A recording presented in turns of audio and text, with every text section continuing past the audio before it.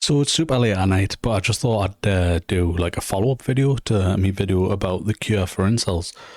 Just because there's a couple of comments where it was just like, people going, it's so much easier if you're just like, a white guy, a handsome white guy or whatever. And I don't think they were referring to me. I think they were like, but I'll fucking take the compliment where I'm fucking get it. But like, I think they were talking about like, if you're a handsome white guy, everything's easier for you. And it's like,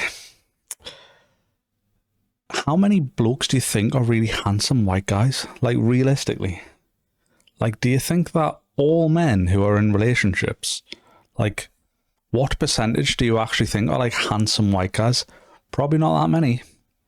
Like, realistically, really handsome guys who are ticking, the boxes that, you claim to hate women for, like, it's an incel. You'd be like, well, they're only interested in guys who are 6 foot and they're only interested in good looking guys who are rich. Like, how many of those guys do you think actually exist? Especially in a country like the UK or America, you know what I mean? Maybe different if you're talking about somewhere like Sweden, you know what I mean? Where like everyone is really fucking tall and handsome. But like, yeah, most guys aren't like that. And yet most guys are still in relationships. Do you know what I mean? So it's completely still, like I said in my video, it's about personality. It's about your ability to be willing to go up to a woman and initiate the conversation. Like, I'm sat slouched, like I said, I'm a fucking big guy. You can't really fucking say because I can't pan the camera down because I'm lazy. But like, I'm overweight. Like, I'm probably clinically obese. I've never weighed myself in fucking years, but like, I'm literally fat as fuck. Like, I've literally had a massive belly my whole life. I've literally got tits. Which look even worse in certain positions, you know what I mean? During sex, for being one of those things. Like, had them my entire life. Had girlfriends my entire adult life. You know what I mean? So like the kind of excuse thing, I'm covered in shit tattoos that I got while I was in my 20s and stupid. Do you know what I mean? Like, or stupider. More stupid. So it's just like, these aren't the reasons that you don't have a partner. It is literally, are you willing to, actually approach a woman? Are you actually going to talk to them like a normal person? And I don't even, like I said in the video, I don't expect you to do that first time round. I just expect you to fucking try. Because if you try, at least you can fucking try, fail, and get better at something over time. And you will succeed eventually. Like, I actually guarantee it. The 10,000 hour rule fucking exists. Like, it's like obviously the classic term of the key to mastery of anything is 10,000 hours, and 10,000 hours is like a catch-all term because they go like, well, 10,000 hours, you'll be able to succeed at anything within 10,000 hours if you do it repeatedly. But most of the time, or more time than not, it's way less than that. A lot of the time, it's not even 1,000 hours. Like, I don't think it took us probably 1,000 hours to be rejected, because like a lot of the conversations where you're rejected, they're very short conversations. Do you know what I mean? Like, I say, you go up to a girl, you say, couldn't help but notice it, and she like immediately goes, I'm not interested, or immediately says, I've got a boyfriend or whatever, and you say, oh, no worries, hope you have a great evening, see you later. You know what I mean? So like, that was like, what, 30 seconds for one rejection? So you know what I mean? Like, you're talking like 100 rejections, like minutes of your life, like minutes. But yeah, you learn so much in that time because you're like, well, I learned that she wasn't rejected, like she wasn't interested in this, or I noticed me fucking voice go the first time I fucking said it, like, oh, I just want to, like, and then you get better. And then also, like, having quite a lot of rejections in quick succession, you like realize, oh wow, it doesn't really hurt at all. Like, nothing's changed in me being rejected in this moment. Because that girl wasn't interested in us before, she's not interested in us now, and I just move on with my day. Like, where's the embarrassment? It's not like, it's probably different if you were doing it, in like a close-knit friend circle, or, maybe fucking school might be a bit more, but school just doesn't really fucking matter. Like, it really fucking doesn't. Like, you're not taught the best way to learn anything. So unless you're a neurotypical person, you can have a shit time in school anyway. Unless you're a neurotypical person, yeah, you're going to have a shit time in school anyway, because they're just not going to cater to needs. And even as a neurotypical person, they're still not going to give you enough one-to-one time. So it's a terrible way to learn. The best thing that comes from it is you do obviously get a lot of socializing. But like, these people don't matter to you. Like, for me personally, like, even though I stayed in the town that I grew up in for, God, maybe 15 years after school or more, I think I encountered like 3 or 4 people from school in all those years. Even when I went to like the local pub. So it's just like, these people aren't that big a thing in your life. Like, so go be rejected. Just go and fucking get better at it. Like, your looks aren't what's holding you back. I promise you. Like I say, I'm literally obese. Have been obese. In fact, hilarious story or like hilariously embarrassing story, I guess, is I remember one time I was in this bar and I seen a good looking woman. I was like, I'm gonna go speak to her. So I went over and I was like, I couldn't help but notice you, blah blah blah. And she was like, I was waiting for you to come over. I noticed you had tattoos because I've got loads of shit tattoos. And she was like, and this was like 10, 15 years ago. And she was just like, like, tattoos were like really it was that kind of tipping point in the culture where like tattoos became massively more acceptable and arguably were cool for a very short period of time. And they're not. There's nothing wrong with them, but I hate all my tattoos pretty much. And if I could go back, or I had like infinite funds, I'd get them all lasered off. But anyway, yeah, so I went up and talked to this lad and she was like, I thought you'd come over, like, I thought you were, like, interested in looking in because of your tattoos, blah, blah, blah. And she was like, I'm really into fit guys, is what she said. And then she lifted me shirt, which revealed me fucking beer belly, which, obviously if the shoe was on the other foot, that's assault. But, she lifted me shirt a little bit, revealed me fucking beer belly, and she was like, oh, you should really take it. It's so funny thinking about in hindsight, like, what a fucking crazy fucking thing for a person to do. But she was like, yeah, like, you should really take care of yourself. And I was like, okay, well, you have a great evening. And then I just like moved on. Like, do you know what I mean? Because like, I don't need that kind of negativity in my life. I think she was shocked because she was quite attractive. And I think she was like shocked that I walked away from her. But I'm just like, yeah, by this point, I'd probably been rejected by more women than, I mean, I've definitely been rejected by more women than I've succeeded with anyway. But like, I've been rejected by a lot of women in that point because that was in the years where I was just like accepting it. So that by that point, I was already pretty confident in myself, where I was just like, I don't really care about a stranger's opinion, which is a great place to be.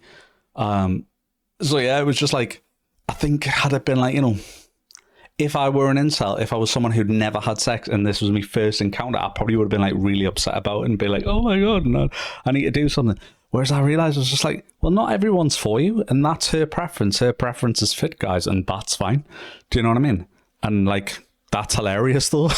You know what I mean? So like this kind of idea that like you have to be like perfect. It's like, yeah, for some people, but you just walk away from those people who don't. It's like the term's like, there's no is it no skin off my nose? There's no skin off my nose. Is that the term? Is that a term? I don't know if that's a term, but like, just move on to the next one. And it's like, the only thing that holds you back is yourself. You know what I mean? Like, obviously it hurts if it's someone who you're super into, maybe you've had a crush on for years, and then you're rejected, because it's not that you don't end up with the person you want to be with. You end up, I think if you put all of your eggs in a basket that is, like, it hasn't come to fruition, like, that will hurt. But you end up with better people. You end up with people who actually fucking care about you. And isn't that what you want? You want someone who actually loves you for you and actually fucking likes you, like, warts and all, you know what I mean? Man boobs and all, fucking beer gut and all, you know what I mean? Like, so like, you just need to take that fucking chance. It is literally about personality, confidence, and that's it. Like, some people won't like the way you look. That's not your business. Like, it just doesn't matter. Those people don't matter. And it's fine. And it's nothing offensive to those people, but that's just the way it is. So yeah, like I kind of said in my previous video, just like get on that horse, that metaphorical horse, and ride it in a battle, and just take the wins with the losses and the losses with the wins. Just like, that was a massive piece of dust. I live in such squalor. This is my games room, by the way. Like, me, you know what I mean? My girlfriend wouldn't stand for any other room in the house being like this. But yeah, I should really get some shit for the background. You know what I mean? Some sort of massive poster that, some sort of campaign for incels. I don't know what I'm talking about anymore at this point. But yeah, just fucking go for it. And I just like, I think it's hilarious that people like, it's great that people are commenting, obviously. It's like, and that anyone watched the video. But I just think it's that thing of like, you do need to kind of accept that you're the issue. And it's super hard to do that. I understand that. I only understand that more now as like an older man. Like I said, I'm fucking 38. So like, you know, I'm pushing 40. You're talking like, you know, midlife. Realistically, I mean, me as a fucking big obese man, like I'll be lucky if I live to 60. So, well, you know, we're in the latter half here. You know what I mean? It's endgame territory. So it's just like, yeah, you kind of are the issue, and arguing about it online isn't going to help you. And the woe is me mentality is what's holding you back. And it's not that I can't appreciate that. I'm literally someone who, like I say, I've got fucking ADHD. I've probably got autism. I've never like looked into it outside of just doing the RADS-R test, which is like a quite noted autism test, and I score super high on that. And I've literally had depression in my life. So like, I understand sadness and I understand failure because I've failed a lot. And I've failed a lot with women. So like, let me tell you, like, being 6'1" doesn't make women approach you. Being 6'1" doesn't make women go out their way to fucking talk to you in any fucking aspect. Like, that's bullshit. So this idea that, like, I think one of the comments someone said, like, well, if you're a small Indian man, like, women aren't going to be interested in you. And I'm like, is that true though, or is that just you as a certain small Indian man? Like, are you just like shit crack? Like, do you just have terrible banter? Have you just not practiced talking to women enough? Like, how many women have you actually asked out to their face and been shot down by? Like, how many? We're talking hundreds. Because if you haven't failed that many times, I don't think that you really have a fucking say in it. Like, I don't think you've tried. Like, you don't want to hear it. I know you don't want to hear it. It's like, it's hard to hear. It's not nice to hear. Nobody likes to be told that they suck at something. But like, I suck at just about everything. Like, literally everything, especially in the beginning. Like, the only time I get good at anything is by repetition. You know what I mean? That's why I'm good at talking